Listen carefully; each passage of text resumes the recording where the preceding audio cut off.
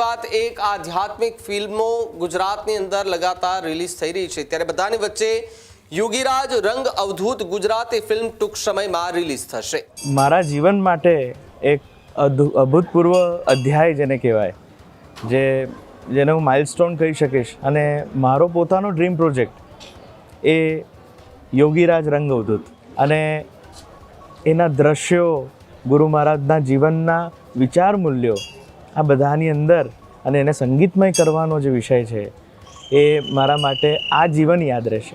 બધી જ ઇન્ડસ્ટ્રીની અંદર, ફિલ્મ ઇન્ડસ્ટ્રીની અંદર આ એક પહેલું મૂવી હશે કે જેની અંદર 60%થી વધારે વ્યક્તિઓ નોન પ્રોફેશનલ છે, છતાં પણ પ્રોફેશનલ વ્યક્તિઓ કરતાં પણ વધારે સારું પરફોર્મન્સ આપીને ત્યારે એમના મુખથી જ્યારે વાત સાંભળી કે ના, ખરેખર એવું લાગે છે કે આપણે બાપજીને સન્મુખમાં રિયલમાં જોઈ રહ્યા છે, દર્શન કરી રહ્યા છે, એવી ભાવના જ્યારે એમના મુખથી શ્રવણ કરી ત્યારે એવું લાગ્યું કે આ પુરુષાર્થ સફળ થયો.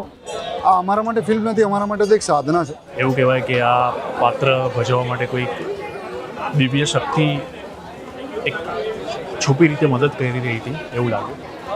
બાપજી પણ એવું કહેતા હતા કે ગુરુ પૂર્ણિમા એટલે મારો આધ્યાત્મિક વિકાસ તો સર્વૈવ કરવાનો દિવસ.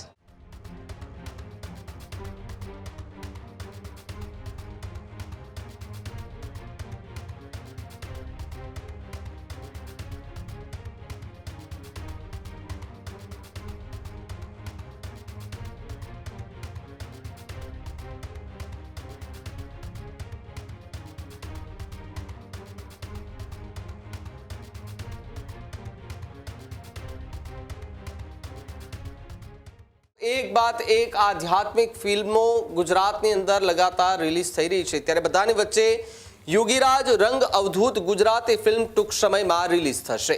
સંત શ્રી રંગ અવધૂત મહારાજના જીવન પર આધારિત ભવ્ય ફિલ્મ બનાવવામાં આવી છે. નવી પેઢીને આધ્યાત્મિક સંદેશ આપશે યોગીરાજ રંગ અવધૂત ફિલ્મ. માનવતા અને સકારાત્મક મૂલ્યોનો સંદેશ આપતી આ ગુજરાતી ફિલ્મ હશે ગુજરાતી ફિલ્મ ઇન્ડસ્ટ્રીઝમાં એક નવો માઇલસ્ટોન બનાવવાનો દાવો. ફિલ્મમાં 5000થી વધુ લોકોએ પણ યોગદાન આપ્યું. સમગ્ર રંગ અવધૂત પરિવારે ફિલ્મનું નિર્માણ કર્યું. રાકેશભાઈ જોશી કે જેમનું સ્વપ્ન હવે સાકાર થશે, વિરલભાઈ કાપડિયાના દિગ્દર્શકમાં આ ફિલ્મ જે છે તે તૈયાર થઈ છે, તો બીજી તરફ બિરજુ કંથારિયાએ આ ફિલ્મની અંદર સંગીત આપ્યું છે. ભવ્ય લોકેશન, આર્ટ અને પ્રોડક્ટ એ આકર્ષણનું કેન્દ્ર બનશે. પ્રણવ ઉપાધ્યાય અને યુવા ટીમે પ્રોડક્શનની એક ડિઝાઇન પણ સંભાળી હતી, જ્યારે રંગ અવધૂત મહારાજના જીવન દર્શનને મોટા પડદા પર રજૂ કરવામાં આવશે. ત્યારે આજે યોગીરાજ રંગ અવધૂત ગુજરાતી ફિલ્મનું ટીઝર રિલીઝ કરવામાં આવ્યું છે.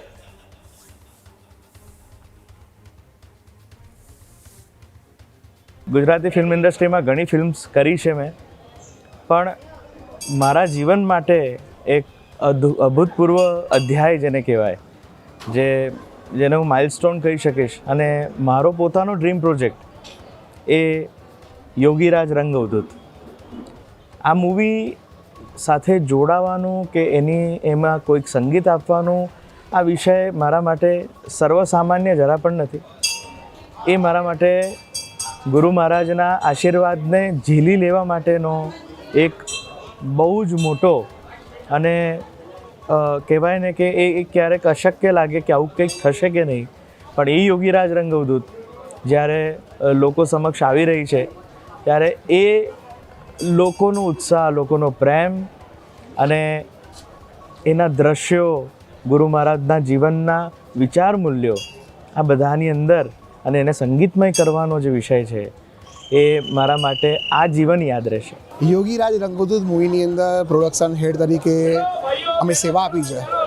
આમ જોવા જઈએ તો આ મૂવીની અંદર ઓલમોસ્ટ જે વ્યક્તિઓએ, પરિવારના વ્યક્તિઓએ સેવા આપી છે, આ ગુજરાતી મૂવીની અંદર હું તો કહું છું કે હોલ બધી જ ઇન્ડસ્ટ્રીની અંદર, ફિલ્મ ઇન્ડસ્ટ્રીની અંદર આ એક પહેલું મૂવી હશે કે જેની અંદર 60%થી વધારે વ્યક્તિઓ નોન પ્રોફેશનલ છે, છતાં પણ પ્રોફેશનલ વ્યક્તિઓ કરતાં પણ વધારે સારું પરફોર્મન્સ આપીને આ મૂવીને એક એવું લેવલ આપવા માટે પ્રયત્ન કર્યો છે કે ગુજરાતી ઇન્ડસ્ટ્રીની અંદર આ એક અદ્ભુત પ્રયાસ રહેશે. સ્વપ્ન હતું જે ખુલ્લી આંખે વર્ષોથી એક ભાવના કે બાપજીનું આ સરસ ફિલ્મ બને. ઘણાને એવું પણ હતું કે બાપજી ઉપર ફિલ્મ ન બની શકે, પણ આજે એવી વ્યક્તિઓ પણ જ્યારે આ ટ્રેઝર જો આવ્યા ને ત્યારે એમના મુખથી જ્યારે વાત સાંભળી કે ના ખરેખર એવું લાગે છે કે આપણે બાપજીને સન્મુખમાં રિયલમાં જોઈ રહ્યા છે, દર્શન કરી રહ્યા છે એવી ભાવના જ્યારે એમના મુખથી શ્રવણ કરી ત્યારે એવું લાગ્યું કે આ પુરુષાર્થ સફળ થયો. અને એનું એક જ કારણ છે કે બાપજીની અપરંપાર કૃપા છે. છેલ્લા ચારેક વર્ષથી આનું સ્ક્રિપ્ટનું કામ ચાલતું હતું અને પછી એક સમય એવો આવ્યો કે જ્યારે રંગભક્તો જ ભેગા મળ્યા અમે, અને રંગભક્તો ભેગા મળીને શું કરી શકે એનો એક વિચાર અમને આવ્યો અને અમે પરિવાર સમક્ષ આ વાત મૂકી. રાકેશભાઈ, બિરજુ, પ્રણવભાઈ આ બધા સાથે વાતો કરી અને જીવનનો આ એક લાવો છે.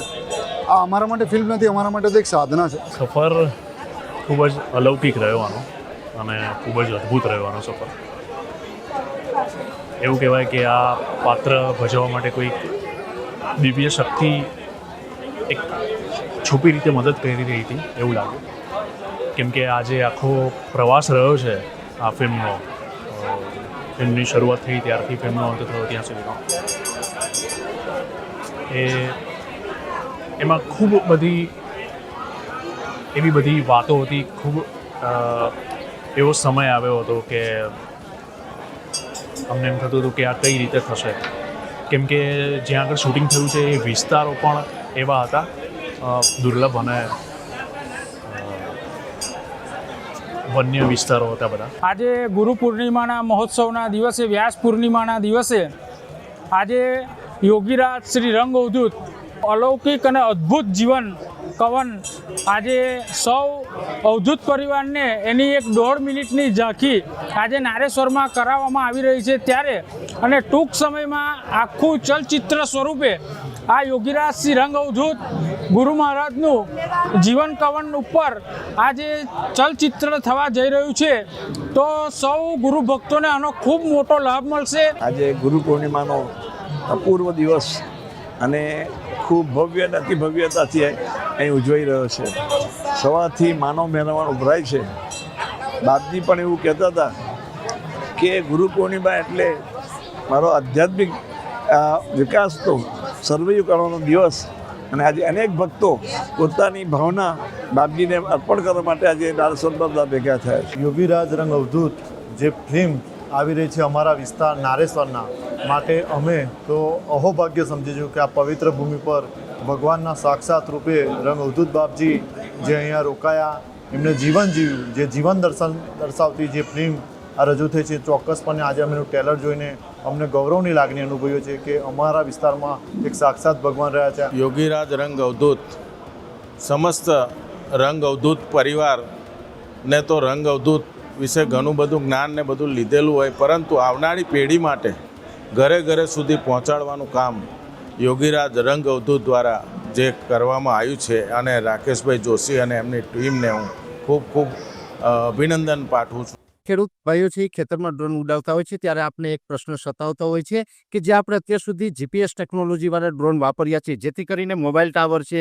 અથવા તો હાઈ ટેન્શન લાઇન પસાર થતી હોય, કોઈ વૃક્ષો હોય, ત્યારે જે જીપીએસ ટેકનોલોજીવાળા ડ્રોન છે એમાં ટકરાય અને ટ્રેસ થાય છે. પણ એગ્રીવન લાવ્યું છે GNSS ટેકનોલોજી ડ્રોન, જેથી કરીને એ ડ્રોન છે એ કોઈ જગ્યાએ ટકરાય નહીં, પોતાની રીતે જ ડિસિઝન લે છે અને મૂવ થઈ જાય છે. જેથી કરીને GNSS ટેકનોલોજી ડ્રોન છે એ વાપરવાનો આગ્રહ રાખો. ત્યારે જ ન્યૂઝરૂમ ગુજરાતની યુટ્યુબ ચેનલને સબસ્ક્રાઇબ કરો અને ઇન્સ્ટાગ્રામ અને ફેસબુક પર ફોલો કરો. અપડેટ રહો, સત્યની સાથે રહો.